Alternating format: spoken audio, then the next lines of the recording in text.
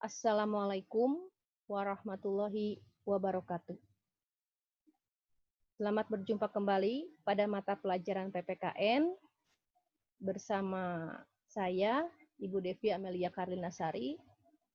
Ibu yakin mungkin kalian masih ingat Ibu, terutama kalian yang dulu pernah belajar PPKN bersama Ibu di kelas 7. Apa kabar kalian semua? Mudah-mudahan hari ini kalian dalam keadaan sehat walafiat. Ibu berharap walaupun pembelajaran kita dilaksanakan secara jarak jauh, tidak menyurutkan semangat kalian untuk tetap belajar. Baiklah, di kelas 9 kali ini, pada semester 1, kita akan mulai belajar pada pokok bahasan yang pertama yang berjudul Dinamika Perwujudan Pancasila sebagai Dasar Negara dan Pandangan Hidup Bangsa. Dan pada pertemuan pertama ini kita akan khususkan membahas materi mengenai penerapan Pancasila dari masa ke masa. Ibu berharap kalian tetap semangat ya.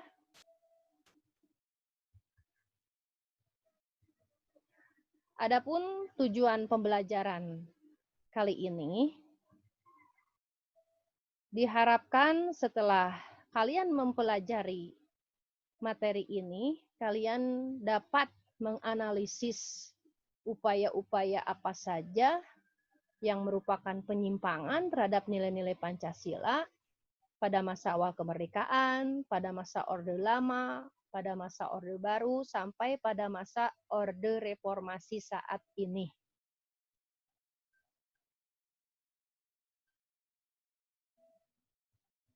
Sebelum kita khusus membahas bagaimana penerapan Pancasila dari masa ke masa, Ibu ingin tanyakan terlebih dahulu.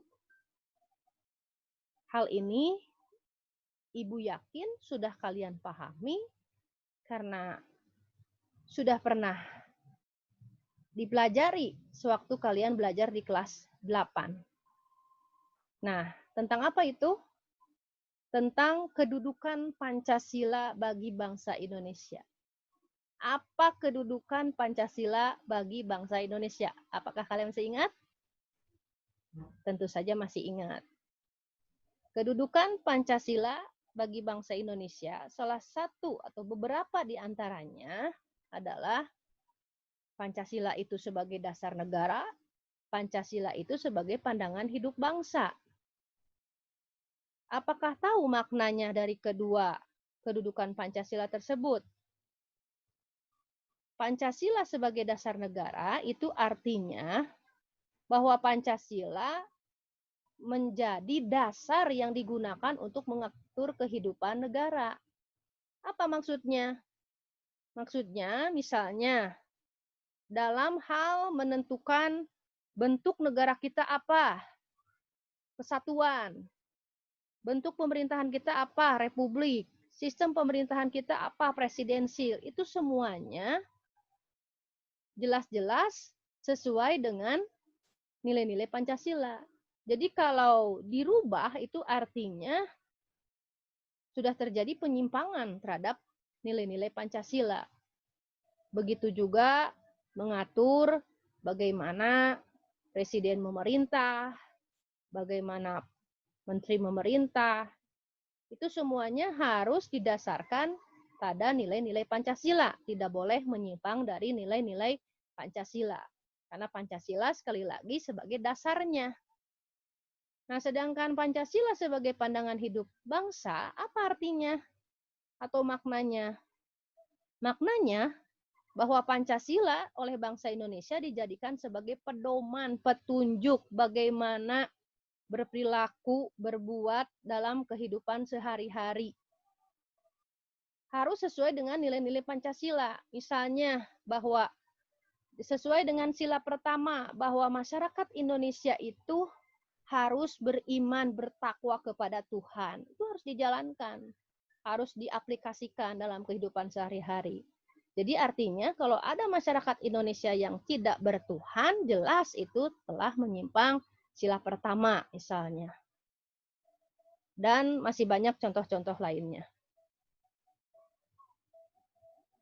Nah, berikutnya, ini ada hubungannya dengan materi yang akan kita bahas saat ini. Namun sebelumnya Ibu ingin tanyakan dulu, apakah kalian bisa menyebutkan atau pernah melihat, membaca, adakah peristiwa yang terjadi saat ini di negara kita yang kalian nilai itu adalah merupakan penyimpangan terhadap nilai-nilai Pancasila? Apakah masih ada atau tidak ada sama sekali?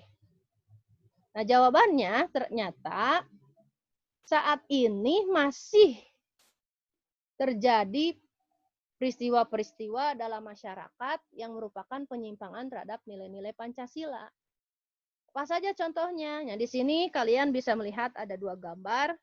Gambar yang pertama itu menunjukkan tentang eksploitasi anak jalanan. Kalian mungkin sering melihat di jalanan banyak anak kecil yang dijadikan budak untuk mencari nafkah baik oleh orang di luar keluarganya ataupun oleh anggota keluarganya sendiri. Apakah itu menyimpang dari nilai-nilai Pancasila? Tentu saja menyimpang. Terutama itu menyimpang dari sila kedua, kemanusiaan yang adil dan beradab. Begitu juga pada gambar yang kedua tentang kekerasan terhadap anak. Ini juga sering kita baca, kita lihat pada berita-berita di televisi, di media online, masih terjadi banyak kekerasan terhadap anak. Apakah itu menyimpang dari nilai Pancasila? Tentu saja itu menyimpang dari nilai-nilai Pancasila. Nah, itu beberapa contoh penyimpangan nilai-nilai Pancasila di masa sekarang. Nah, jadi bahwa Pancasila itu merupakan dasar negara, pandangan hidup bangsa yang telah disepakati oleh seluruh bangsa Indonesia. Bukan hanya oleh sekelompok orang atau seseorang saja, tapi Pancasila itu adalah hasil kesepakatan. Kesepakatan siapa? Kesepakatan seluruh bangsa Indonesia. Namun di sini yang akan kita bahas, ternyata Pancasila dalam perwujudannya mengalami pasang surut. Pasang surutnya apa? Ternyata dalam perwujudannya, dalam penerapannya, seringkali terjadi upaya-upaya yang ingin mengganti Pancasila dengan ideologi lain ataupun menyimpang dari nilai-nilai Pancasila. Namun alhamdulillahnya sampai saat ini semua itu masih bisa digagalkan oleh bangsa Indonesia sendiri. Nah, apa saja upaya-upaya mengganti Pancasila dengan ideologi lain dari masa ke masa itu? Nah, itu yang akan kalian bahas pada pertemuan kali ini. Bagaimana pada masa awal kemerdekaan, penyimpangan apa saja, upaya apa saja yang menunjukkan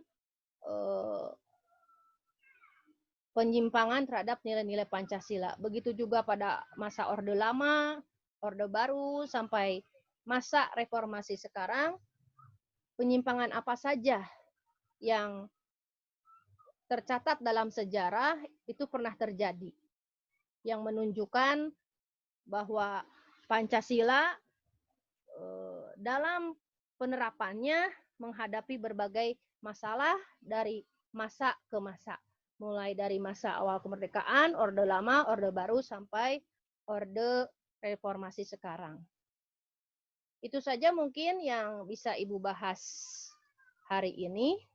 Selanjutnya, silahkan kalian isi tabel analisis penerapan Pancasila dari masa ke masa. Jika sudah dikerjakan, silahkan difotokan hasil pekerjaannya dan kirimkan ke Google Classroom kelas kalian. Terima kasih. Wassalamualaikum warahmatullahi wabarakatuh.